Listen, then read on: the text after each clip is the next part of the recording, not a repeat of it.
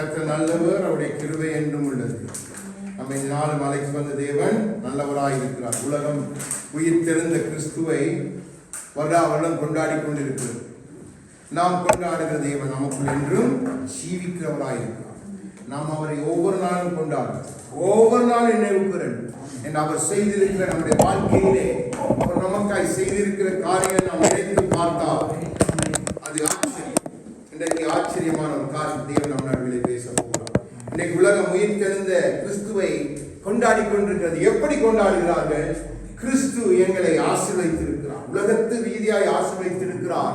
கிறிஸ்து எங்களுக்கு அதை கொடுத்தார், இதை கொடுத்தார், சுகத்தை கொடுத்தார் என்றெல்லாம் ஆராதிக்கால் நல்லது, அது தவறு அல்ல. ஆனா நம் தேவன் செய்து முடித்த சிலுவைக்குள்ளே அடங்கியிருக்கிற ஒரு கிரியை, மிகவும் உன்னதமான ஒரு காரியத்தை நமக்கு அவர் நிறைவேற்றினார். அவர் தீர்க்கதரிசியுடாய் வாக்கு பண்ணி அதை நிறைவேற்றின கர்த்தர். அவர் நேற்றும் இன்றும் என்றும் மாறுகிறவர் அல்ல. ஆகவே நாளும் தேவ வசனத்துக்கு முன்பாய் நாங்கள் நம்மை தாக்கி ஒரு விசை அர்ப்பணித்து ஜெபித்து பின்பாடு வார்த்தைக்கு செவி கொடுப்போம். நன்றி இயேசுவே. ஆண்டவரே, உயிர் தெழுந்து உம்மை நோக்கி பார்க்கும்படி நீர் கொடுத்த இந்த நாளுக்காக நன்றி. ஆண்டவரே, உன் பிள்ளைகள் இன்றைக்கு உம்மை கொண்டாடி கொண்டிருக்கிறார். நாம் உம்மை அனுதினமும் கொண்டாட விரும்புகிறோம். ஆண்டவரே, உன் வார்த்தைகளூடாக, உம்முடைய அன்பின் ஊடாக, நீர் எங்களுக்கு பாராட்டின உம்முடைய கிருபையின் ஊடாக, சிலுவை நீர் செய்து முடித்த யாவற்றுக்காகவும் உம்மை நாங்கள் அனுதினமும் கொண்டாடும்படியாய் உம்முடைய வார்த்தைக்கு நேராய் ஒப்புக் கொடுக்கிறோம். தேவரீர் எங்களோடு பேசுங்க. உங்க சித்தங்களை தொடர்ந்துமாய் உங்க மத்தியிலே நீங்க சொல்லிக் கொண்டு வர எல்லா தயவுக்காக நன்றி சொல்லுகிறோம். ஆவியானவர் எங்கள் செவிகளை திறந்தருளுங்க. எங்கள் இருதயத்தில் இடத்தை கொடுங்க, வார்த்தை உள்ளே செல்வதாக. அப்பா, கேட்கிறவர்களாய் மாத்திரமல்ல, அதன்படி செய்கிறவர்களாய், அதன்படி நடக்கிறவர்களாய் எங்கள் இருதயங்களை மாற்றிட்டாங்க. இயேசு கிறிஸ்துவின் நாமத்தில் ஒப்புக் கொடுக்கிறோம். நல்ல தகப்பனே, போய் நாளும் தேவன் நம்மோடு பேச போகிற காரியம் என்ன? இன்னைக்கு பாருங்க, உலக அநேகத்தை புரிந்து கொள்ள முடியல, அநேக காரியங்களுக்குள்ள இருக்கிறது. அப்போ நான் முதலாவது ஒரு வசனத்தை வாசித்து விட்டு நான் உங்களுக்கு விளங்கப்படுத்துகிறேன். ஓசியா 7வது அதிகாரம் 1053வது பக்கம் பழைய. ஓசியா 7வது அதிகாரம் 1வது வசனத்திலே அந்த முதலாவது லைனை மாத்திரம் வாசிங்க.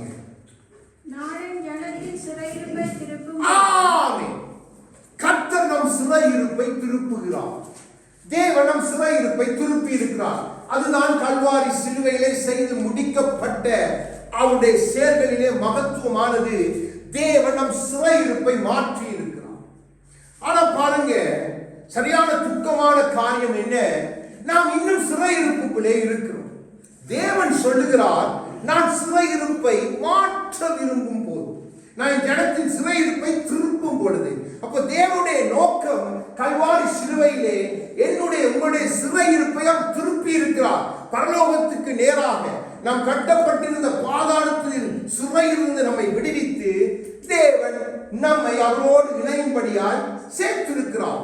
இதை நானும் நீங்களும் அவருடைய தேவ பிள்ளைகள், உலகெங்கும் இருக்கிற எத்தனையோ பிள்ளைகள் உண்டு, புரிந்து கொள்வார்கள். ஆனால் நம்முடைய வாழ்க்கை அவருக்கு நேராக திருப்புவது அதிக என்ன பாருங்க, ஒரு சிறையில் ஒரு மனிதனை 10 வருஷம் அடைத்து விட்டு அந்த மனிதனுக்கு விடுதலை கொடுத்தால் மனநிலைமை எப்படி இருக்கும்? அந்த சிறைக்கு நான் திரும்பி போகக்கூடாது என்ற சிறையிலே இருக்கிற காரியங்கள் அவ்வளவு பொல்லாதவைகள், அவ்வளவு பயங்கரமானவைகள்.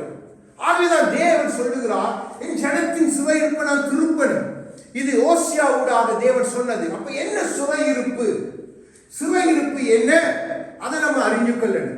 இங்க நீங்க இந்த சிறையிருப்பு என்ற வார்த்தையை ஹீப்ரு மொழியிலே அந்த வார்த்தையை எடுத்து நீங்க பார்ப்பீங்கன்னா அதுக்கு போடப்பட்டிருக்கிற வார்த்தை ஆச்சரியமா இருக்கு. ஷெவுத். ஷெவுத் என்றால் சிறையிருப்பு என்பதற்கு அவர்கள் காண்பிக்கிற ஹீப்ரு பதம் ஷெவுத். ஆனா அந்த ஷெவுத் என்பதற்கு வேதம் காண்பிக்கிற காரியங்கள் மிகவும் ஆழமாயிருக்கும். இந்த ஆழத்தை நானும் நீங்கள் புரிந்து கொண்டால்தான் நம்மால சிலுவையை அனுதினமும் கொண்டாட முடியும். நம்ம வருஷத்துல ஒரு தரம் நம் ஆண்டவரை கொண்டாடுகிறோம் அல்ல, வருஷத்துல ஒரு தரம் புனித வெள்ளி என்று ஆராதிக்கிறோம் அல்ல, வருஷத்தில் ஒரு தரம் தேர்ஸ்டே சொல்லி ஆராதிக்கிறோம் அல்ல, வருஷத்தில் ஒரு தரம் பாம் சண்டே என்று ஆராதிக்கிறோம் அல்ல. இயேசு கிறிஸ்து 2000 ஆண்டுகளுக்கு செய்து முடித்த கிரியைகளை தான் நாம் கொண்டாடணும். அது இயேசுவாய் இருக்குது என்று வேதம் நமக்கு தெளிவாய் சொல்லுது. நம்ம குருத்தோட பண்டிகை, அந்த பண்டிகை, இந்த பண்டிகை என்று சமையலுக்குள்ள தேவையில்லாத மூளை இல்லாத மடத்தனமான காரியங்களை கொண்டாடுகிறோம். நாம் தேவன் நமக்கு செய்ததை நாம் நினைத்தா நாம் அனுதினம் அவரை கொண்டாடுவதற்கு எதுவும் தடை இல்லை. இயேசு நமக்குள்ள ஜீவித்துக் கொண்டே இருக்கிறபடினால்தான், ஆவியானவர் நமக்குள்ள ஜீவித்துக் கொண்டிருக்கிறபடியால்தான் ஜீவ வார்த்தைகளுக்கு நேராய் தேவன் நம்மை திருப்புகிறார். என்ன பாருங்க, இருக்கிற காலம் பொல்லாத காலம். அப்போ கர்த்தர் சிறையிருப்பை திருப்புகிறார் என்றால், சிறையிருப்புக்கு சொல்லப்பட்ட ஹீப்ரு வார்த்தை என்ன? ஷெவுத். ஷெவுத் என்று சொன்னா சிறை இருப்பை அர்த்தப்படுத்தினாலும் அதுக்குள்ளே இருக்கிற காரியங்கள் மகா ஆச்சரியம். அப்போ நான் உங்களுக்கு அதை காண்பித்து கொடுத்து, தேவன் நம்ம எப்படிப்பட்ட சிறையிருப்பில் இருந்து திருப்புகிறார் என்று சொன்ன, இன்றைக்கு எப்படிப்பட்ட சிறையிருப்புகளை உலகம் இருக்கிறது என்றால் அறியாமை என்கிற சிறையிருப்பு. அந்த சிறையிருப்புல இருந்து தேவன் தம்முடைய ஜீவ ஒளியை பிரகாசிக்க பண்ணி ஜீவனுள்ள கர்த்தரை துதிக்கும்படி நம் அறியாமை இருளை நீக்கினார் என்று பவுலும் எழுதுகிறார். ஆனா பரிதாபம், அதை தேவ ஜனங்கள் புரிந்து கொள்ள இல்லை. இப்போ ஆவியானவர் பேசும் பொழுது நம்முடைய நிலைமை நாம் தெரிந்து கொள்ளும், நம்மை போல இருக்கிறவருடைய நிலைமை நாம் தெரிந்து கொள்ளும். ஏன் என்று சொன்னால், நாம் நம்மை நிதானித்து ஆராய்ந்து அறிந்தால் மாத்திரமே தப்ப முடியும், மற்றவர்களை தப்புவிக்க முடியும். ஆகவே நம் தேவன் கடைசியிலே அவர் நம் சிறையிருப்பை எப்படி திருப்பினார் என்று அவருக்கு நாம் நன்றி சொல்ல போகிறோம். இன்றைக்கு அநேகத்தை சொல்லி அவரை போற்றி, அவர் அற்புதம் செய்கிற தேவனாய், அதிசயம் செய்கிற தேவனாய், பணத்தை கொடுக்கிற இப்படியே காண்பித்துக் கொண்டிருக்கிறாங்க. ஆனால் தேவன் நமக்கு செய்தது அதை காட்டிலும் மேன்மை, அதை காட்டிலும் உன்னதமானது. அப்போ சிறையிருப்பு என்ற வார்த்தைக்கு நான் சொன்னேன் ஷெவுத், புலம்பல் எடுங்க.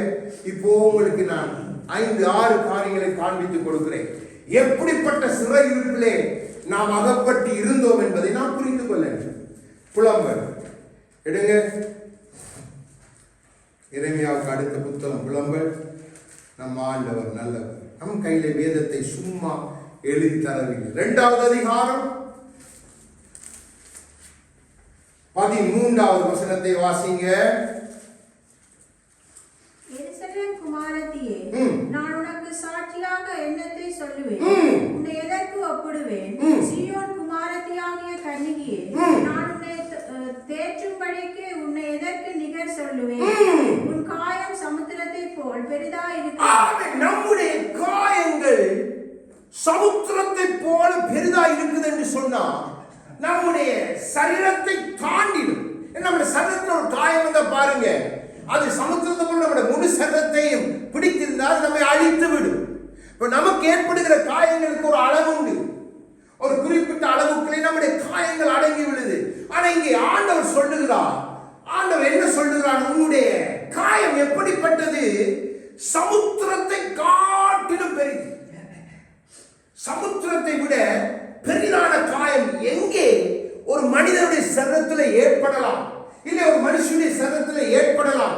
சொல்லுகிறார், சீயோன் குமாரத்தியை எப்படி நான் நிகழ்படுத்துவேன்? உன்னுடைய காயம் சாதாரணமாய் அல்ல. உன்னுடைய காயம் என்ன? நம்முடைய சிறையிருப்பை நாம் புரிந்து கொள்ளணும். நம்ம எல்லாரோட வாழ்க்கையிலும் இந்த சிறையிருப்பு இருந்தது.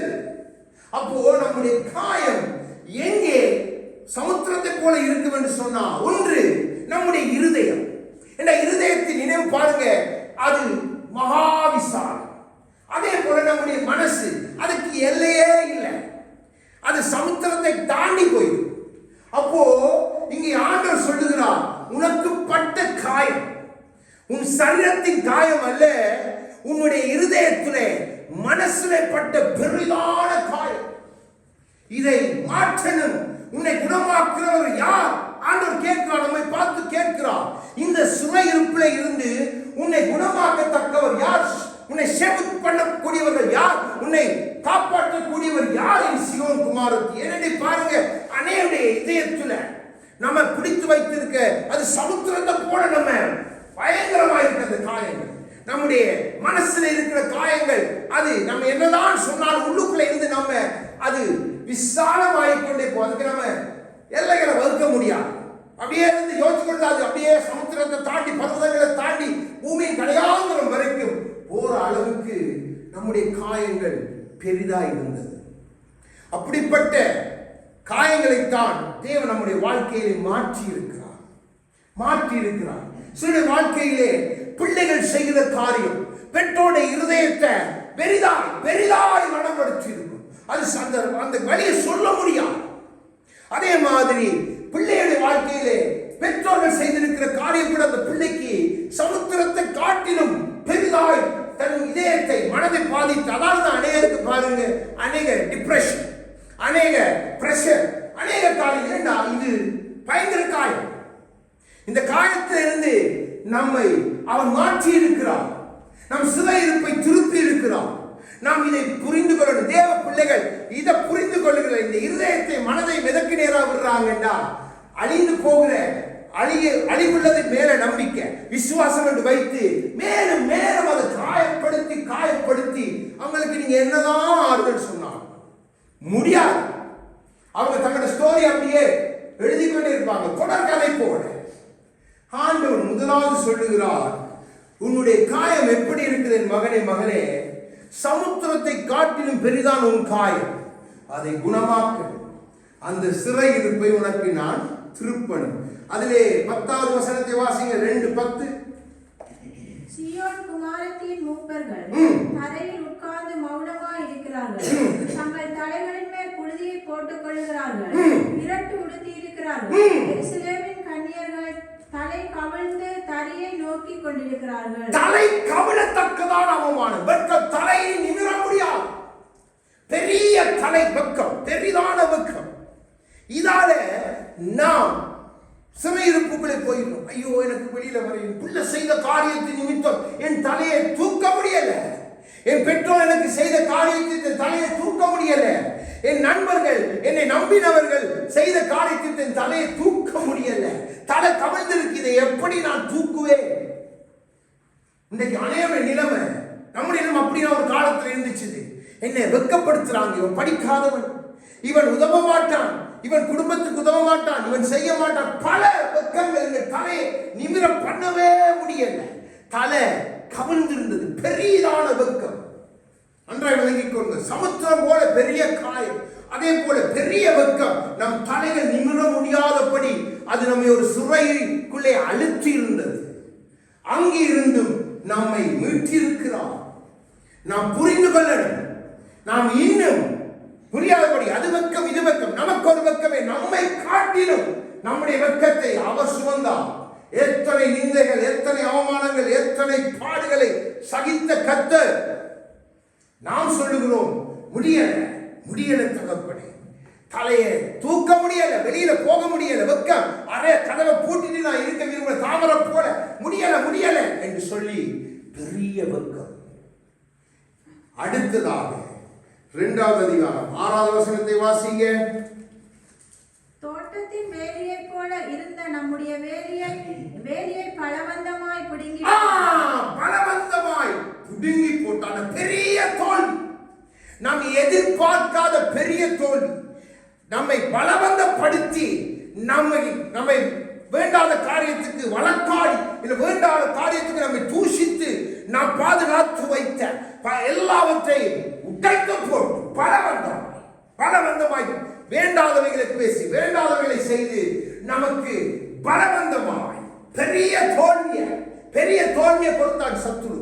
ஒரு காலத்தில் பலவந்தமான பல தோல்விகள் நமக்கு எங்க ஐயோ ஒன்று சரி வருதில்லை. தோல்வி தவிர வெற்றியே இல்லை. அப்போ தோல்வி என்கிற சிறையிருப்பு, அது சாதாரண தோல்வி, பலவந்தப்படுத்தி உங்களை தோல்விக்குள்ளே உட்படுத்தின சிறையிருப்பு. தேவன் அதையும் திருப்பி இருக்கிறார். நாம் புரிந்து கொள்ள எப்படிப்பட்ட சிறையிருப்புகளை நாம் வந்திருக்கிறோம் என்று தேவ பிள்ளைகள் புரிந்து கொள்றதே இல்லை. புரிந்துட்டோம் என்று சொன்னால் நம்முடைய காரியங்கள் மாறிடும். அப்போ தேவன் நம்மை அதிலிருந்து மீட்டிருக்கிறார். பின்பாய் ஒவ்வொரு காரியங்களும் நான் காண்பித்துக் கொடுக்கிறேன். அடுத்தது 2:10 வாசிக்க திருப்பி. சீயோன் குமாரத்தியின் மூப்பர்கள் தரையில் உட்கார்ந்து மௌனமாய் பெரிய மௌனம். வாயை திறக்க முடியல, துதிக்கிறதுக்கு வாயை திறக்க முடியல, ஜெபிக்கிறதுக்கு வாயை திறக்க முடியல, எதையும் பேச வாயை திறக்கல, யாரோடையும் பேச பிடிக்கல, பெரிய மௌனம். என்னை பெரிய மௌனத்துக்குள்ளே சத்துரு கொண்டு போயிட்டான். துதிக்க முடியாதபடி, ஜெபிக்க முடியாதபடி, வேண்டாதவைகளை பேசுவதற்கு மாத்திரம் வாயை திறந்துட்டு கொண்டு போய் அவனை பேச பிடிக்கல, இவனை பேச பிடிக்கல, பஞ்சாட பேச முடியல, பிள்ளையோட பேச பிடிக்கல, ஒரு பெரிய மௌனத்துக்குள்ள நம்ம கொண்டு போயிட்டான். உலகத்துல பாருங்க இப்படி பல, அதான் அந்த டிப்ரெஷன் பெரிய ஆழத்துக்குள்ள உங்களை கொண்டு போயிடுவான். யார்ட்டையும் சொல்ல முடியாது, வாய் திறந்து சொல்ல முடியாது, எல்லாத்தையும் உள்ள போட்டு போட்டு போட்டு வாய் திறந்து பேசாத ஒரு ஊமையே போல நம்முடைய வாழ்க்கை மாற்றப்பட்டு இருந்துச்சு. ஆண்டவரை சொல்றார், வேதம் நமக்கு அதை அடையாளப்படுத்தி காண்பிக்குது. அதை நான் சொன்னேன், வேதத்தை ருசித்து வாசித்து பாருங்க, தேடி பாருங்க, மறைபொருள் நான் வைத்திருக்கிறேன், அதை உங்களுக்கு வாக்கு பண்ணி இருக்கிறேன். அப்ப இதெல்லாம் நமக்கு ஆண்டவர் காண்பித்து கொடுக்கிற நோக்கம் என்ன? நம்முடைய வாழ்க்கையில அநேகத்தை மாற்றணும். இன்னும் தேவ பிள்ளைகள் இப்படிப்பட்ட சிறையிருப்புகளை இருக்கிறான். நான் மௌன பிறகு உலகத்தில் மௌன விரதம் பிடிப்பான். மௌன விரதம் ஒரு நாள், 2 நாள், 3 நாள், 4 நாள். இந்தியாவில் அது மௌன விரதம் பிடிக்கிற ஒரு குரூப்பே இருக்கு. இதெல்லாம் சாத்தாண்டு தந்துடும். அப்போ அப்படிப்பட்ட பெரிய மௌனம், நம் வாயை திறந்து எதையும் செய்ய முடியாத, சில வழியில நம்முடைய பிள்ளைகள் செய்தது நிமித்தம் நம்முடைய பெற்று யாரை நீங்க போட்டுக்கொள்ளலாம், நம்ம வாய்த்திருந்து பேச விடாது. அப்போ பெரிய மௌனத்தை சத்துரு நமக்கு வச்சிருவோம். அந்த மௌனத்தை நம்ம மீண்டு வர சாதாரண காரியம் இல்லை. துதிக்க போனா விருப்பம் வராது, ஜெபிக்க போனா விருப்பம் வராது, யாரிடத்தையும் ஆலோசனை கேட்கணும் அதுக்கு விருப்பம் வராது, எதுவும் வராது. எப்பவும் மௌனம் மௌனம் மௌனம். அப்போ அதிலிருந்து நம் தேவன் என்ற பெரிய இழப்பு பாருங்க, பெரிய இழப்பு. சிலாக்கள் பாருங்க, எல்லாம் போயிட்டு இழந்து என்னால என்ன செய்ய முடியும்? அவன் பேசுவான், ஐயோ பேசுறாங்க, போங்கப்பா போங்க, யாரோட பேசுறதுக்கு இருப்பா இல்லை, என் கொஞ்சோட பேசுறப்ப இல்லை, பிள்ளையோட பேசுறப்ப இல்லை, என் விட்டவரை யாரோட பேசுறது, இழப்பு, பெரிய மௌனம். அப்போ அப்படிப்பட்ட இழப்புகளை காண்பித்தும் சத்துரு நம்மை சிறைப்படுத்தி இருந்தான். நமக்கு நல்லா தெரியும். அடுத்தது புலம்பல் 1:16 எடுத்து வாசிங்க. 1வது அதிகாரம் 16வது வசனம். இத்தனை காரியங்கள் இந்த செவுத் என்கிற இந்த வார்த்தைக்கு அர்த்தமாயிருக்கு. இவைகளின் நிமித்தம் நான் அழுகிறேன், என் கண்ணோட நீராய் சொரிகிறது. என்ன சொன்னா, பெரிதான துக்கம், தலை தூக்க முடியாத துக்கம், அழுது அழுது அழுது அழுது என் கண்ணல்ல தண்ணீர் இல்ல, கண்ணெல்லாம் வறண்டு போயிட்டு, பெரிய துக்கம். சந்தோஷமான இடத்துக்கு போனாலும் துக்கம், இல்ல எந்த காரியத்தை செய்தாலும் துக்கம். அப்போ சத்துரு அப்படி நம்மை பெரிய துக்கத்துக்குள் ஆழ்படுத்தி எங்களை சிறைப்பிடித்து வைத்திருந்தார். அப்போ அப்படிப்பட்ட பெரிதான துக்கத்திலே இருந்தும் தேவன் நம்மை வெளியில கொண்டது. அதே தொடர்ந்து வாசிங்க. அதுல அதே வசனம், காப்பாற்றி தேற்றுகிறவர் என்னை விட்டு 1:16. இவைகளின் நிமித்தம் நான் அழுகிறேன், என் கண்ணே நீராய் சொரிகிறது, என் உயிரை காப்பாற்றி தேற்றுகிறவர் என்னை விட்டு தூரமானார்.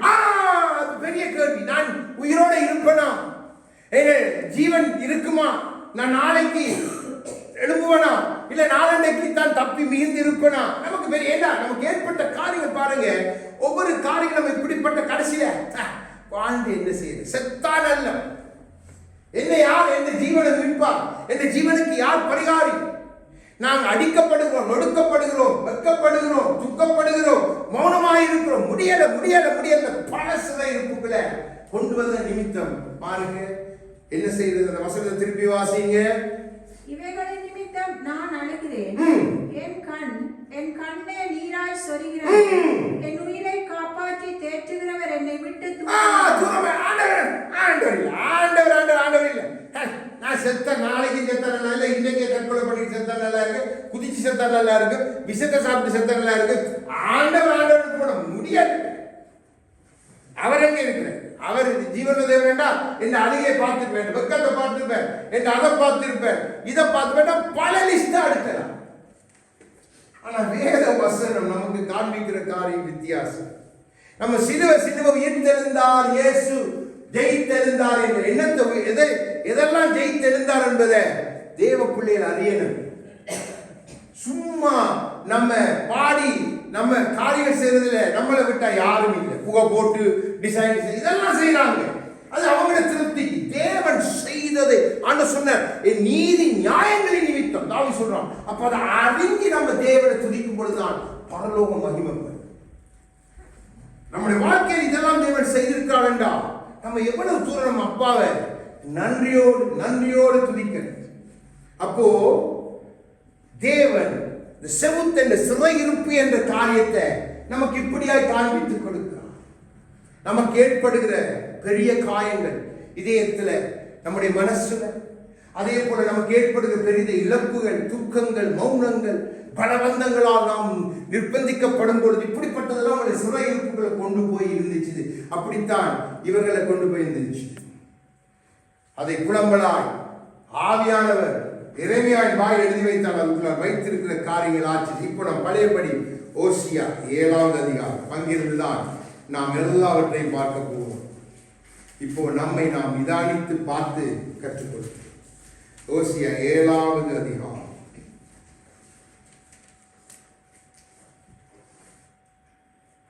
ஓகே, 2 வசனங்களை வாசிட்டு நம்ம ஒன்றுண்டா பார்க்கலாம். ஓசியா 7ஆவது அதிகாரம் 9வது வசனத்தை வாசிங்க.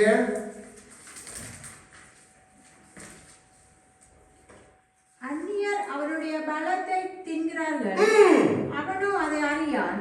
நரைமயிரும் அவனை தெளிந்திருக்கிறது, அவனோ அதை அறியாதிருக்கிறான். ஆண்டவர் பாருங்க எப்படி அவன் அறியாமையை காண்பித்துக் கொடுக்கிறான்.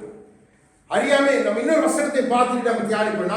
4 வாசிங்க. அதுல 4 ஓசியா 4. ஆகிலும் ஒருவனும் நியாயத்தை காண்பிக்கவும் ஒருவனும் அவர்களை கடிந்து கொள்ளவும் கூடாது. உன் ஜனங்கள் ஆசாரியனோட வழக்காடுகிறவர்களை என் ஜனங்கள் அறிவில்லாமையினால் அறியாமையினால் சிறையிருப்பு, அறியாமையினால் சங்கஹாரம், அறியாமையினால் உங்களுடைய வாழ்க்கையில் நடக்கிற காரியங்கள். இப்ப நான் ஒவ்வொன்றா உங்களுக்கு லிஸ்ட் போட்டு காரணம். இதே அதிகாரத்துல தேவன் சொல்கிறார், இன்னைக்கு தேவ பிள்ளைகள் இப்படி இருக்கிறாங்க. இன்னைக்கு தேவ பிள்ளையோட வாழ்க்கை இப்படி இருக்குது. தேவன் இந்த சிறையிருப்பத்தான் திருப்ப விரும்புகிறான். இந்த சிறையிருப்பத்தான் நமக்கு சிலுவையிலே ஜெயமாய் கொடுத்து திருப்பி இருக்கிறார். நாம் சிலுவையை கொண்டாடுவோம் என்றால் இந்த அறியாமை என்கிற இந்த சிறையிருப்புகளை நானும் நீங்கள் நிற்க மாட்டோம்.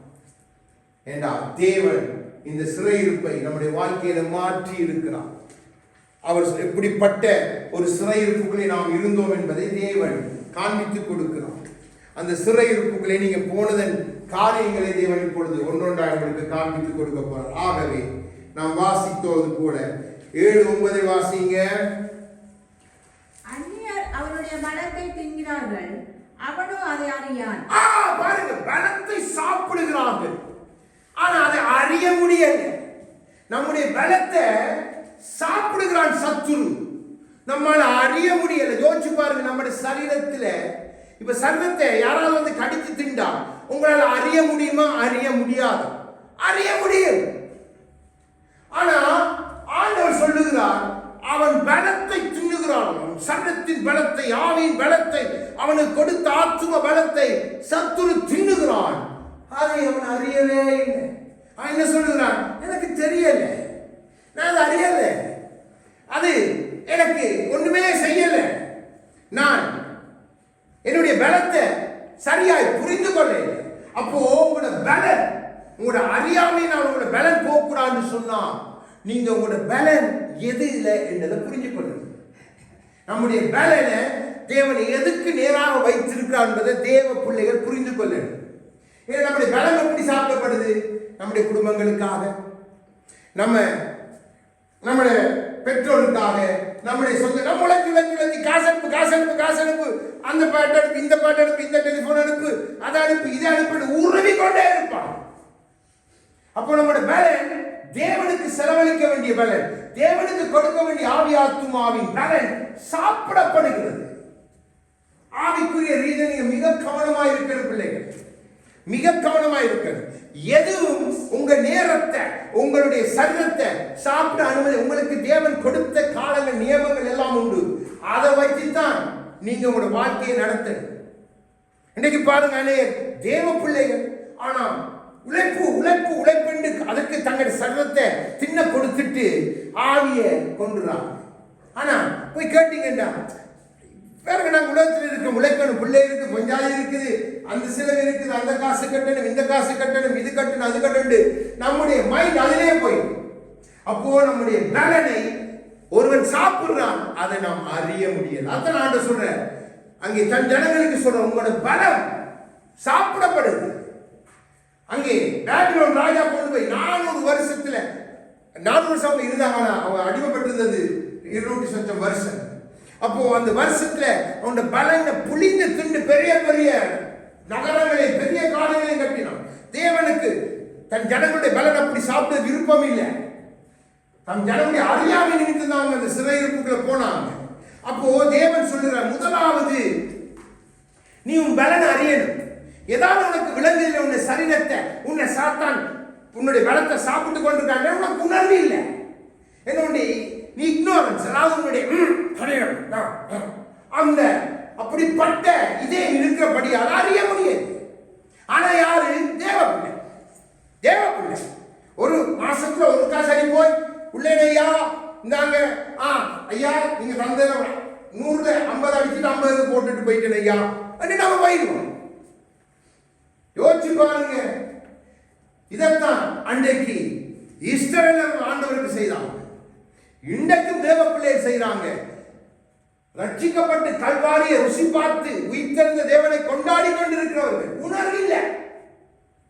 ஐயோ டைம் இல்லை பாருங்க, ஹஸ்பண்ட் பிஸி, நான் பிஸி, பிள்ளைய பிஸி, சண்டே ஐயோ டைம் இல்லை, சண்டே எங்களுக்கு அந்த சர்வீஸுக்கு போக முடியாது, மற்ற சர்வீஸுக்கு எங்களுக்கு வசதி இல்லை, அதால போறது இல்லை. நாங்கள் வீட்டிலேயே வச்சு எல்லாத்தையும் பிச்சு நாங்களே எல்லாம் செய்து நாங்க ஹப்பியா இருக்கிறோம் பாருங்க. ஆண்டவருக்கு தெரியாதா? சத்துருண்ட பலத்தை சாப்பிட்டு கொண்டே இருக்கிறான், அது உனக்கு தெரியல. பலன் கொடுத்த தேவன் பார்க்கிறான். நீ நன்றாக யோசிச்சு பாருங்க.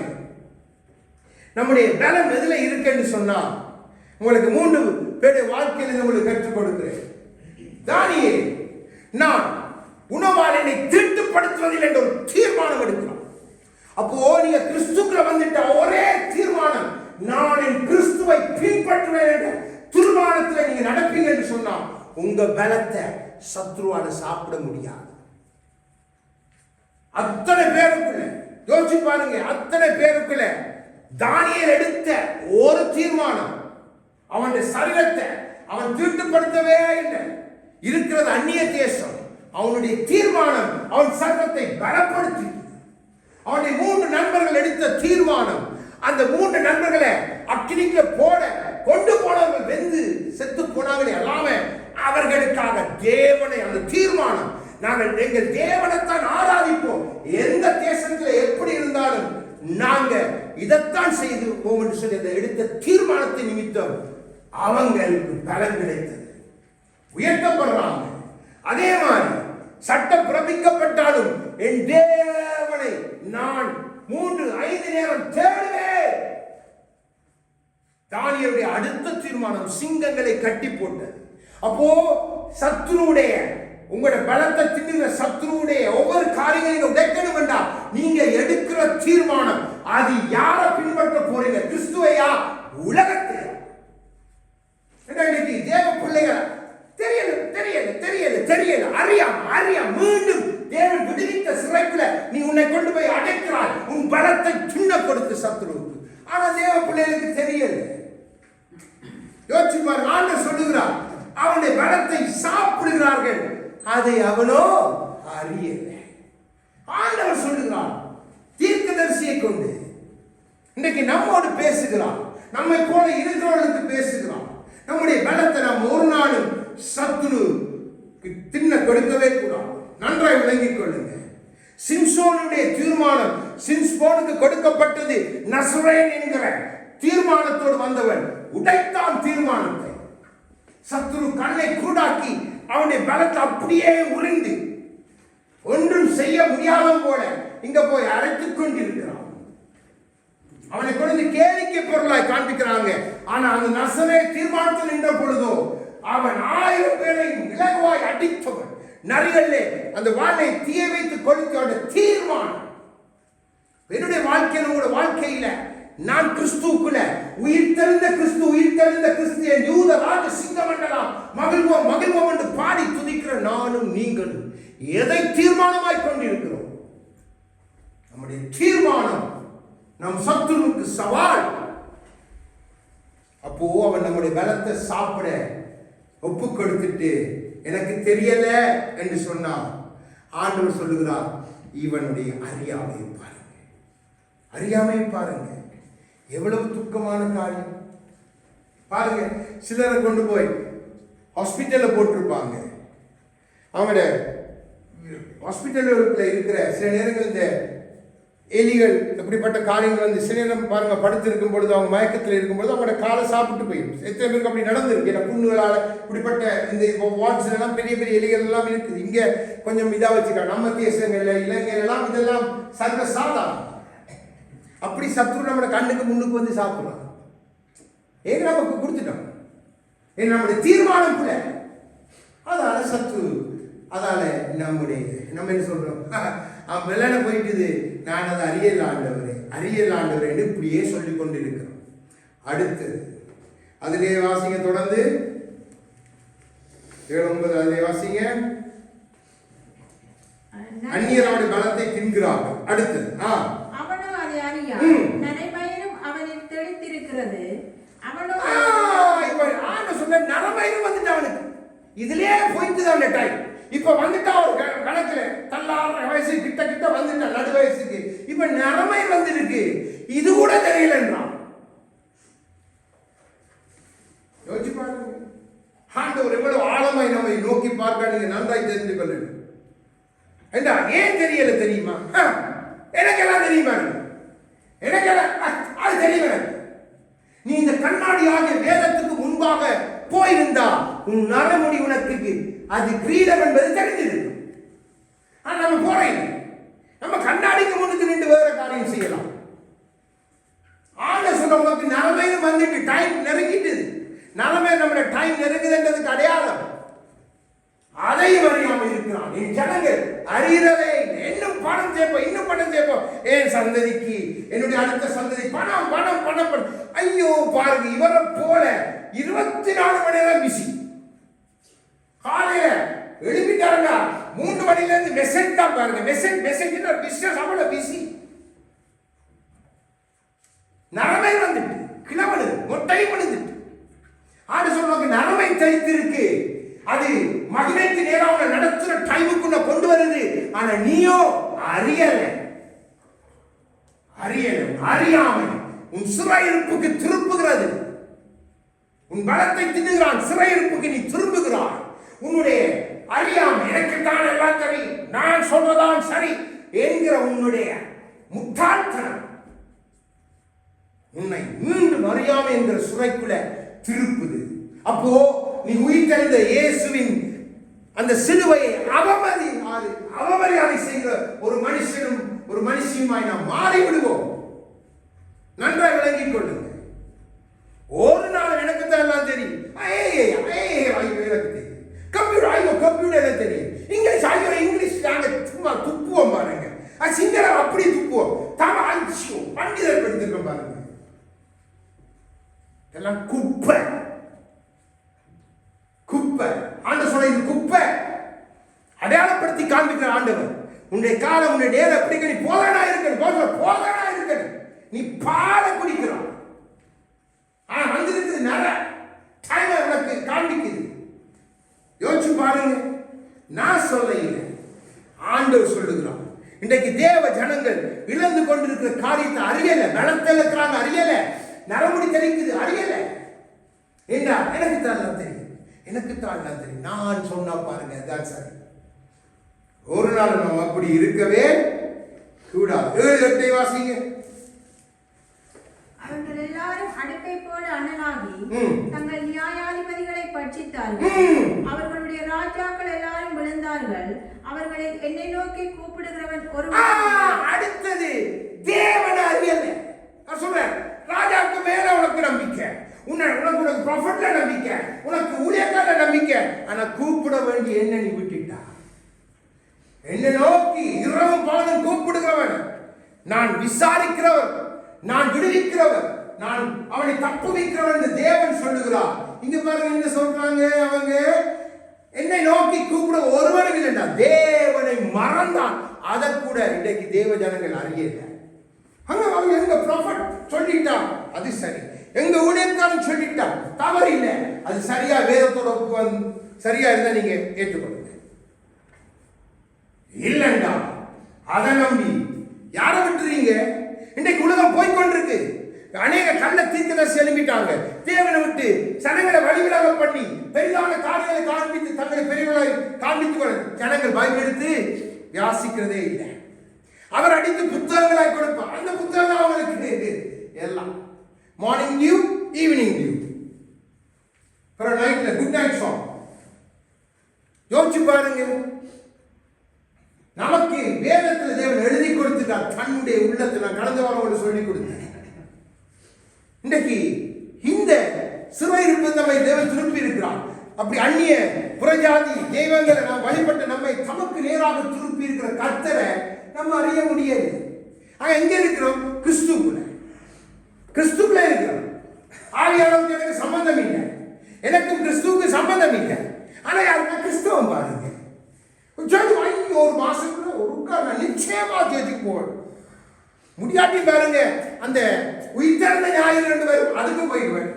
இல்ல இன்னொரு பிறந்த நாள் கொண்டாட நான் போயிடுவேன். மற்ற நாளெல்லாம் உண்டாலும் பிரச்சனை நாங்க கொடுத்து கொண்டு இருப்போம். அந்த பில்டிங் ஃபண்ட் கொடுப்போம், அந்த ஃபண்ட் கொடுப்போம், இது கொடுப்போம், அதெல்லாம் கொடுப்போம். எங்க ராஜா சொல்லிட்டாரு, நாங்க ராஜாவை பின்பற்றோம். அப்படிதான் நான் சொல்றேன். நான் சொல்றேன், நீங்க வாட்சி பாருங்க. அவர்கள் தங்கள் நியாயாதிபதிகளை பட்சித்தார்கள். அவருடைய ராஜா வேண்டா அவங்களை இவங்க அப்படியே அண்டி கொண்டு நடத்த எல்லாரையும் எடுத்து போட்டாங்க.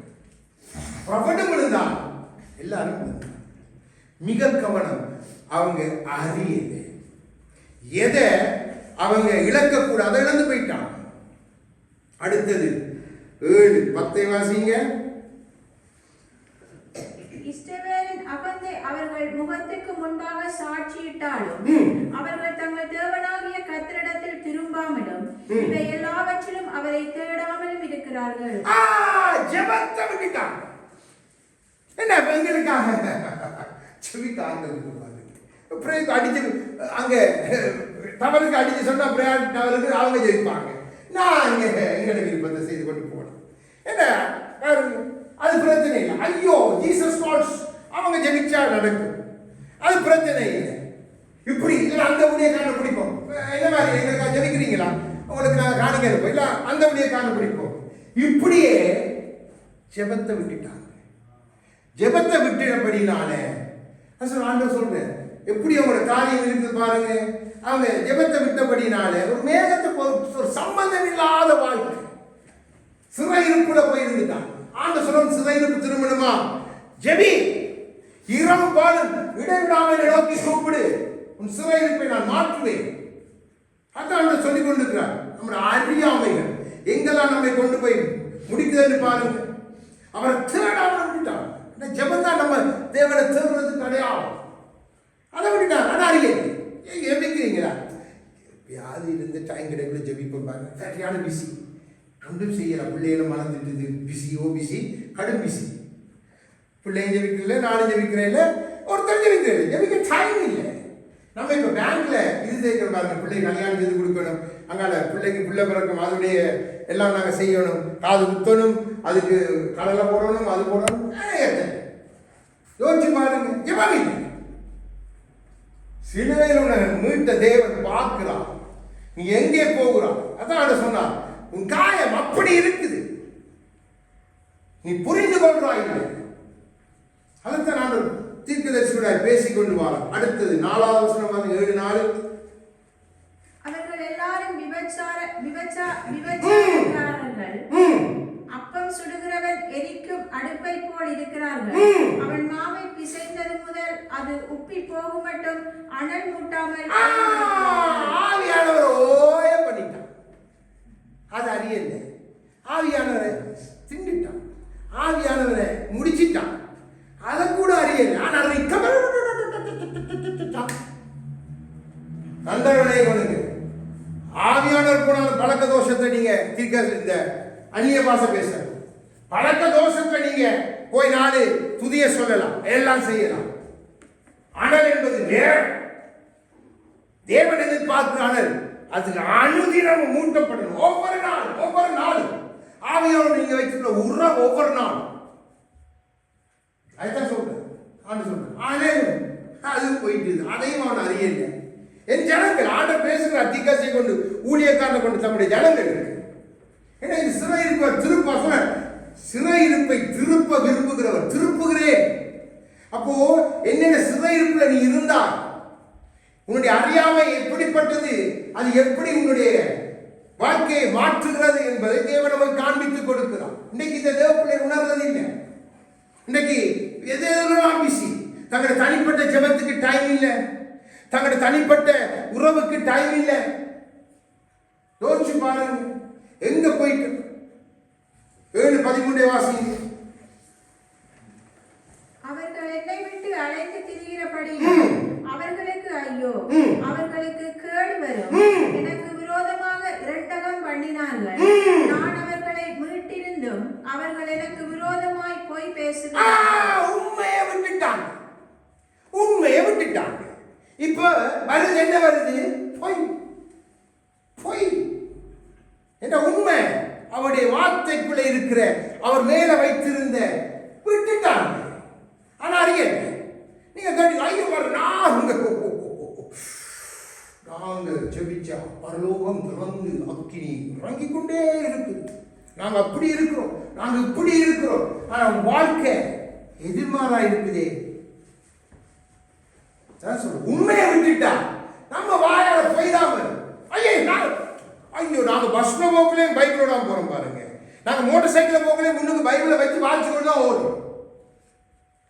ஒரு பிரயோசனம் இல்லை. இதுக்கு இப்படி இருக்காங்க தேவப்பிள்ளை. கார்ல டிரைவ் பண்ணி போகல ஆடியோ பைபிள் கேட்கக்கூடாதுன்னு சொல்றீங்க. நீ கேளு பரவாயில்லை. ஆனா தனிப்பட்ட உறவில் அதோட திருப்தி. உன்னோட தேவன் உண்மையாக இருக்க விரும்புகிறார். உனக்கு உண்மையை கற்றுக் கொடுக்கிறார். அப்ப நீ அவருடைய பாதத்துக்கு போனாதான் அவர் சொல்றார் மரியா நல்ல பங்கை தெரிந்து கொண்டார். நம்ம சிலுவை நிழல வந்துட்டோம். எனக்கு நல்லது உண்மை. ஆனா இந்த சிலுவைக்குரிய அங்கீகாரத்தை கொடுக்கிறோமா? சிலுவைக்குரிய அங்கீகாரத்தோட நாம் அவருக்கு கீழ்ப்படிந்து இருக்கிறோமா? இந்த கீழ்ப்படிவினால் சிலுவையில் அவர் நமக்காக யாவும் செய்து முடித்து உயிர்த்தெழுந்தார். நம்ம இன்றைக்கு தவறாய் கிறிஸ்துவை பார்க்க வலிக்கிட்டோம். வேத வசனம் நமக்கு சொல்லித் தருகிற காரியங்கள் வேற. நன்றாக விளங்கிக் கொள்ளுங்க. அடுத்தது 7:14 வாசிங்க. அவர்கள் தங்கள் படுக்கைகளில் அலறுகிற போது தங்கள் இருதயத்தில் என்னை நோக்கி கூப்பிடுகிறதில்லை. அவர்கள் தானியத்துக்காகவும் திராட்சரசத்துக்காகவும் கூப்பிடுகிறார்கள். என்னை வெறுத்து விலகி போகிறார்கள். பரிசுத்தத்தை விட்டுட்டாங்க. செழிப்பு. ஐயோ ஆண்டவரே, பேங்க்ல ஒரு 50,000 தாரீங்களா, இது தாரீங்களா, என் பிள்ளைக்கு வேலை தாரீங்களா, என் பிள்ளைக்கு கல்யாணம் தாரீங்களா, எனக்கு அதை செய்றீங்களா, இதை செய்யுங்க. ஆண்டவர் செய்து முடிஞ்சா பாருங்க. சிறுவையில் எல்லாம் முடிஞ்சு என்ன யாரும் அதை குறித்து குற்றப்படுத்த போறீங்க. பரிசுத்தத்தை போனதே அறியல தேவஜன. இன்னைக்கு சபைக்குள்ள நடக்கிற கூத்துகளை பாருங்க. எவ்வளவு துக்கம். பார்க்கக்குள்ள ஆவியாக எவ்வளவு துக்கப்படுவார். அதை பார்க்கிற மந்தை அப்படியே துக்க. அதுதான் ஆழ துக்கம். அதுவும் இந்த ஊழிய காரணங்களோட விசேஷம் அந்த இலங்கை தேசத்தை நான் பார்த்தேன். சில சபையில் வயசு முதிர்ந்த ஒரு தாய், அந்த மகளுக்கு வாலிப வயசு, கல்யாணம் கட்டி 5 வருஷம் சொல்லிட்டு கல்யாணம் கேக் வெட்டி கொண்டாடுறாங்க. அந்த மகள் அந்த மகள் காலில் விழுந்து இவ்வளத்துக்கு ஸ்கர்ட் போட்டு இங்க இவ்வளவு வெட்டி விட்டுருக்கான். புருஷன் பக்கத்து அப்படி இவதான் கையை பிடிச்சி ஒரு கமிஷன் சொல்லி போட்டு அந்த மனுஷன் நான் யோசிச்சு பார்த்தேன். இந்த ஆடுகள் எவ்வளவு பரிதாபம். வந்து அந்த மகளை காலில் விழுந்து அந்த மகளை கட்டி பிடிச்சி அழுது முத்தம் விடுறான். விட்டுட்டு போறான் கண்ணீர் போல. நான் யோசிச்சேன், ஆண்டவரே, இப்படிப்பட்ட வஞ்சனை செய்து ஜனங்களை வஞ்சிக்கிறவர்களுக்கும் இந்த மகளுடைய அறியாமை நான் என்னென்று சொல்றது, நீங்க சொல்லி கொடுக்காத காரியங்கள் எல்லாம் சபைக்குள்ள வந்துட்டுதே அறியாமை. அப்போ தேவன் எல்லாத்தையும் பார்ப்பார். பரிசுத்தம் இல்லை. ஆனா அந்நிய பாஷை வரும்.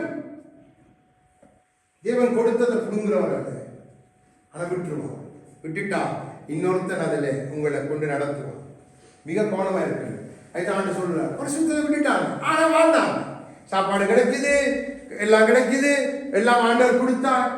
சிறையிருப்பையும் திருப்புகிறோம், பல இவர்களுக்கு யுத்தம் செய்கிறார், எல்லாம் செய்கிற ஆண்டவர் செய்யாம இல்லை. ஆனா அவருடைய இருதயத்தை நீங்க புரிஞ்சு கொள்ளணும். கடைசி நாள் நமக்கு கிடைக்க போற பலனை நாம் புரிஞ்சு கொள்ளணும். யோசிச்சு பாருங்க. இப்ப அதையும் விட்டுட்டாங்க, மகிமை அதையும் விட்டுட்டாங்க, தேவனை விட்டுட்டாங்க. அடுத்த நாள் எங்கே வாசிங்க? 4ஆம் அதிகாரம் 5வது வசனம். நம்முடைய ராஜாவின் நாள் என்று சொல்லி அதிபதிகள் திராட்சரசத்தை துருத்திகளால் அவனுக்கு வியாதி உண்டாக்குகிறார்கள். என்ன பிரச்சனை என்று சொன்னா, தரிசனத்தை, தேவன் கொடுத்த தரிசனத்தை இழந்துட்டான். கொடுத்த தரிசனம் போயிட்டு இப்ப வேற தரிசனம், வேற தரிசனம், வேற ஓட்டம். இனி அங்கிருந்து கொஞ்ச நாள் திருப்பி திசை திருப்பிவிடான் இன்னொரு பக்கத்தில். அது உணர முடியல, அறிய முடியல. தேவஜனங்கள் எப்படி இருக்கிறாங்க? அந்த சபையில கொஞ்ச நாள் போயிருந்து அந்த மூப்பர் அந்த ஊழியக்காரோட ஐயா இது சரி வரல, கொஞ்சம் பரிசுத்தத்தில் கொஞ்சம் கடுமையாக இருக்கு, அடுத்த சபைக்கு போவோம். இங்க கொஞ்சம் பரவாயில்லையே, நல்லா இருக்குது, கொஞ்சம் புரியுறாங்கலாம், நல்லது. அங்க போயிட்டு அப்புறம் அங்கே இந்த தரிசனம் எங்களுக்கு புரியுது, இன்னொரு தரிசனம் இருக்கு. தரிசனம் போனதே நீ அறியல. யோசிச்சு பாருங்க. இந்த ஜனங்களுக்கு தேவன் வைத்த தரிசனத்தை இழந்தபடியால தான் போய் அடிமைத்தனத்தில் இருக்கிறாங்க. இன்றைக்கு இப்படியா நம்முடைய அறியாமை பல சிறையிருப்புகளை நம்ம கொண்டு போகுது. அதைத்தான் உங்களுக்கு நான் காண்பித்துக் கொண்டே இருக்கிறேன். கிறிஸ்து நம்மளை விடுவித்தது உண்டானால் இது எல்லாத்திலும் அவர் நம்மை குணப்படுத்தி இருக்கிறார், நம்மை விடுவித்திருக்கிறார். அதை நீங்க புரிந்து கொள்ளாத வரைக்கும் நீங்க போய்கொண்டே இருக்கீங்க. அடுத்தது 4:7 வாசிங்க, 2 பார்த்து முடிப்போம். அவர்கள் எல்லாரும் அடுப்பை போல அனலாகி தங்கள் நியாயாதிபதிகளை பட்சித்தார்கள். அவருடைய ராஜாக்கள் எல்லாரும் விழுந்தார்கள். அவர்களை என்னை நோக்கி கூப்பிடுகிறவன் ஒருவனும் இல்லை. மகிமையான கர்த்தரை விட்டுட்டாங்க. இக்கப்போ மகிமை போயிட்டு, ஆனா ஆர்ப்பரிப்பு பலமாயிருக்கு, பெரிய புகப்போடுவ பலமாயிருக்கு, சபைக்குள்ள கூத்தும் கும்பலும் பெருசா இருக்கு, சபைக்குள்ள வைத்திருக்கிற காரியங்கள் பலமாயிருக்கு. அதுக்கு நம்மளோட ஒரு வியாக்கியங்கள், ஒவ்வொரு காரியங்கள் இதெல்லாம் சொல்லி நம்ம சித்தத்தை செய்ய சபை கொடுக்கலாம். நல்ல விலை கொடுங்க. இந்த இடத்துல என்ன உங்களுக்காக ஏற்படுத்தி இருந்தா நான் எந்த விருப்பத்தை பேச முடியாது, எந்த விருப்பத்தை செய்ய இல்லை. இது சபை, நான் கிறிஸ்துவோட விருப்பத்தை தான் உங்களுக்கு சொல்லித்தரேன். அதுதான் உங்களை மகிமைக்குள்ள கொண்டு போகும். நான் எனக்கு மகிமை தர காரியங்களை கொண்டு வச்சு சபைக்கு வச்சுட்டு என் பொண்டாட்டிக்கு ஒரு ஆசனம், என் பிள்ளைக்கு ஒரு ஆசனம், எனக்கு ஒரு ஆசனம், இதெல்லாம் பாருங்க. இதெல்லாம் உண்மையாகவே இன்னைக்கு சபைக்குள்ள நடக்கிற குருட்டாட்டம். மகிமை என்ன செய்யணும்? அன்றைக்கு அப்படித்தான் இஸ்ரவேலின் மகிமை வாசல்ல வந்து நின்றது கூட அறியல. அப்போ மகிமையை துறந்துட்டாங்க, அது அறியல. மகிமையை இழந்துட்டாங்க, அது அறியல. இன்றைக்கு தேவ ஜனங்கள் அப்படி வாழலாம். ஆனா சேர்த்து போவாங்க 2 வார்த்தைகளை கைத்திட்டா ஜாலியா ஆமேன்னு வந்துடுவாங்க. அது அவங்களுக்கு அது போதும். அந்த நாளுக்கு அவங்க ரசிக்கப்பட்ட கடையால சேர்த்து போகணும். எங்கேயோ ஒரு சபையில போய் இருக்க. ஆனா மகிமையை விட்டுருவாங்க. மகிமை உங்களை பின்தொடராது.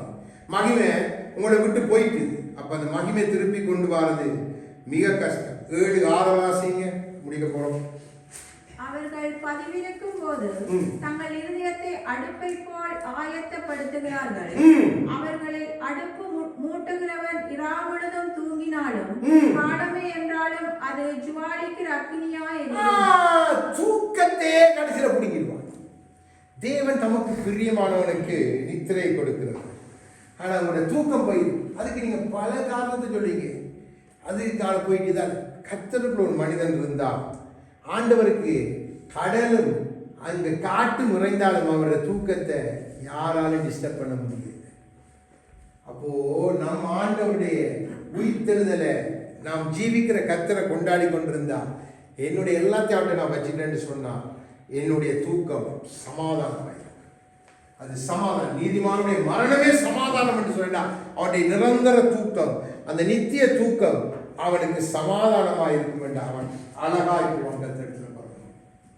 அப்போ தேவன் நம்முடைய அறியாமையை நமக்கு காண்பித்துக் கொடுக்க, தேவ ஜனங்களுக்குள்ளே இருக்கிற அறியாமை, நம்ம எப்படிப்பட்ட காரியங்கள் இருந்து சிறையிருப்பை திருப்பி இருக்கிறார் என்பதை நம்மளுக்கு காண்பித்துக் கொடுத்து, நம்முடைய வாழ்க்கையில பல தற்கொலைக்கு போயிருந்தோம், ஆண்டவர் நம்மை காப்பாற்றியிருப்பார். பயங்கர வியாதியில சாகிறதுக்கு பெரிய துக்கத்துக்கு எதுவாக இருந்தோம் காப்பாற்றி இருப்பார். இன்னும் பலதரப்பட்ட காரியம் நம்மை தேவன் காப்பாற்றி இருப்பார். இதையெல்லாம் அறிந்து தேவன் அண்டையில வந்து அந்த உயிர்த்தெழுந்தவரை நாம் கொண்டாடி கொண்டு மீண்டும் நம்ம கொஞ்சம் கொஞ்சம் கொஞ்சமா அவரை தள்ளிவிடும். தேவ சமூகத்தை நம்ம தள்ளி விடும் பொழுது நம்ம ஒன்று நினைச்சுக்கொள்ளுங்க, நீங்க கிறிஸ்துவ தள்ளி விடுறீங்க. நீங்க ஜெபத்தை தள்ளி விடும் பொழுது கிறிஸ்துவ தள்ளி விடுறீங்க. நீங்க வேண்டாத எந்த காரியங்கள் ஒரு ஒரு இன்டர்டென்டால தேவையில்லாத ஒரு காரியத்தை நீங்க பார்த்து கொண்டிருந்தீங்கன்னா அது ஆகாதது, உங்களை கெடுக்கும். அது சத்துருக்குரிய டைம். சில ஆட்கள் பாருங்க, ஜெபிக்கிறது பல இன்டர்நெட்ல இருப்பாங்க. இன்டர்நெட்ல தான் இன்னைக்கு டிசைன் இல்லாட்டா அடுத்து இன்னைக்கு எல்லாரும் இந்த பைபிள் வந்து இதுல வந்துட்டு ஐபேட் ஃபோன் அதில் மெசேஜ் வந்து அதோட மெசேஜ். அப்போ கூட அந்த மெடிடேஷன் நீங்க கர்த்தருடைய வார்த்தையை சொல்றது குழம்பி உங்களுக்கு சரியான ஃப்ளோவோடு பேசுறதுக்கு ஆவியான துணை செய்ய மாட்டேன். என்னோட மனசு காயப்பட்டிருக்கு, உங்களோட இதயம் காயப்பட்டு பார்த்துட்டேன். சில பாருங்க, நீங்க சில காரியங்களை பார்த்து இன்டர்நெட்ல பார்க்கல தேவையில்லா சிங்க டக்குன்னு கண்ணு கடிக்கும். நீங்க எப்படி அதில் விடுதலை உடனே அந்த ஆண்டவரே சத்துரு தேவையில்லாத ஒன்று காட்டும், உடனே என் கண்ணை விட்டு என் சிந்தையை விட்டு மனசை விட்டு கலைந்து போடுங்க. இது வரவே கூடாது. அப்ப தேவ வசனத்தை நினைக்கணும். ஆண்டவரே இப்படி இப்படி கூட வசனத்தை உடனே பாருங்க, ஒரு 5 நிமிஷம் இல்லை அந்த காரியம் ஒரு மனசுக்கு அப்படியே போய் அது இந்த சுவடு கூட உங்களுக்கு தெரியாது. அப்போ நாம் நம்முடைய தேவனை அறியாமையினால சங்காரமாய் கொண்டிருக்காங்க தேவ ஜனங்கள். அறியாமை என்கிறது பெரிய சிறை இருக்கு. இந்த அறியாமை இருந்ததான் இன்னைக்கு உலகத்து ஜனங்கள் இருக்கிறாங்க.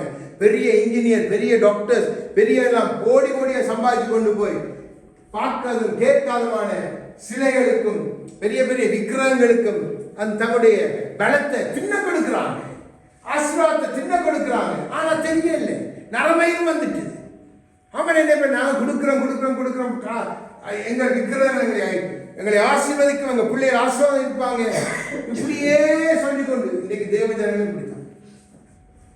விதை பணம், அதான் இன்னைக்கு உபதேசம். விதை பணத்தை நீங்க கொடுத்தாதான் கர்த்தர் உங்களை ஆசீர்வதிப்பாங்க. அதால நீங்க எங்களுக்கு இதுக்குத்தான் நன்றாக விளங்கிக் கொள்ளுங்க. தேவனுக்கு கொடுக்க வேண்டியது கொடுக்கத்தான் வேண்டும், அது எந்த மாற்றமும் இல்லை. ஆனா ஒரு நாளும் தேவன் இழிவான ஆதாயத்துக்கு நடத்துவதால் அல்ல. எனக்கு ஒரு தரிசனத்தை கொடுத்தா தேவனே அந்த தரிசனத்துக்குரியதை நிச்சயமா சந்திப்பார். தேவன் சொல்லட்டான்னு சொல்லலாம். தேவன் சொல்லாத சொல்லி நானா பணத்தை இப்படி இந்த காசை இப்படி சேர்க்கலாம், இந்த காசை இப்படி சேர்க்கலாம், ஓகே இந்த இதில் போட்டு சேர்க்கலாம், அப்படி சேர்க்கலாம், இப்படி சேர்க்கலாம், ஒரு நாள் திட்டம் போடுறான். ஆவியாரை விட்டுறாரு. அப்போ தேவன் நமக்கு அதை திரும்ப செய்து நம்மை மீண்டும் கட்டுவார். இப்போ மீண்டும் அந்த முதலாவது வசனத்தை வாசிங்க. 7:1 வாசி முடிக்க போறோம். நான் என் ஜனத்தின் சிறையிருப்பை திருப்பும் போது, நான் இஸ்ரவேலை குணமாக்க விரும்பும் போது, எப்ராயிமின் அக்கிரமமும் சமாரியாவின் பொல்லாப்புகளும் வெளிப்படுத்தப்படும். அவர்கள் வஞ்சனை செய்கிறார்கள், திருடன் உள்ளே வருகிறான், வெளியே பரிகாரரின் கூட்டத்தார் கொள்ளையிடுகிறார்கள். பாத்தீங்களா, ஆண்டு சொல்லுகிறார், திருடன் இருந்து உன்னை எடுத்து நான் பறித்தானே கொள்ளைக்காரனுக்கு உண்டை நான் திருப்புறேன், சிறையிருப்பேன். அந்த சிறையிருப்புக்குள்ள நீ இருந்தா நான் திருப்பேன். ஆனா நான் திருப்பும் பொழுது உன்னுடைய அக்கிரமங்கள் பாவங்கள் வெளிப்படும், அதில் இருந்தெல்லாம் நான் விடுதலை ஆக்குகிறேன். அதைத்தான் தேவன் இந்த கல்வாரி சிலுவையில நம் சிறையிருப்பை திருப்பி கொள்ளைக்காரனும் திருடனும் பரிகாரம் வாய்ந்த சாத்தாண்ட கையிலிருந்து எங்கள் பாவத்துக்கு நம்ம வித்து போட்டோம். இன்னும் பலவிதமான அநியாயங்களுக்கு வித்து இதெல்லாம் இருந்து நமக்கு அதை வெளிப்படுத்தி காண்பித்து தேவன் நம்மை குணமாக்கி இருக்கிறார், தேவன் நம்மை விடுவித்து இருக்கிறார், தேவன் நம்முடைய அறியாமையை நீக்கி இருக்கிறார். இப்பொழுது தேவன் சொல்லுகிறார், உன் சிறையிருப்பை நான் திருப்பி விட்டேன். என் நாமம் என்னை பலப்படுத்துகிற கிறிஸ்துவினால் எல்லாம் செய்ய எனக்கு பலன் உண்டு என்று சொல்லத்தக்கதாக என் சத்துரு என் பலத்தை தின்ன வேண்டிய அவசியம் இல்லை. என்னில தெளித்திருக்க நரவாயில நான் அறியாமை இருக்க வேண்டிய அவசியம் இல்லை. இன்னும் மகிமையை இழந்து போக வேண்டிய அவசியம் இல்லை. என்னுடைய ஜெபத்தை விட அவசியம் இல்லை. என்னுடைய தூக்கத்தை கெடுக்க அவசியம் இல்லை. எனக்காய் இயேசு உயிர்த்தெழுந்து சகலத்தையும் செய்து எல்லாம் முடிந்தது என்று சொல்லி அதிகாரம் கொடுத்த தேவன் நம்மை பார்த்து சொல்லுகிறார், என் ஜனமே உன் சிறையிருப்பு திருப்பப்பட்டது உண்டானா நீ மீண்டும் அறியாமைக்குள்ள போகக்கூடாது, மீண்டும் நீ அறியாமைக்குள்ள இருக்கக்கூடாது. போன நாட்கள் உனக்கு நடந்த துக்கங்கள் எல்லாம் அறிந்திருக்கிறார். இன்று நம் தேவன் ஒன்றுமில்லாம இருந்து நம்ம தேடி வந்திருக்கிறார். நம்ம ஏதோ பணக்காரண்டோ ஞானவானண்டோ என்னால எல்லாம் கூடணும் பலவானண்டோ என்னை தேவன் தேடி வந்த ஒன்றுமில்லாம் இந்த என்ன தேடி வந்த தேவ அன்பு என் சிலுவை இருப்பை திருப்பி இருக்கிறோம், என்னுடைய வாழ்க்கையை மாற்றி இருக்கிறது. அந்த தேவனைத்தான் நாம் அனுதினமும் கொண்டாடணும்.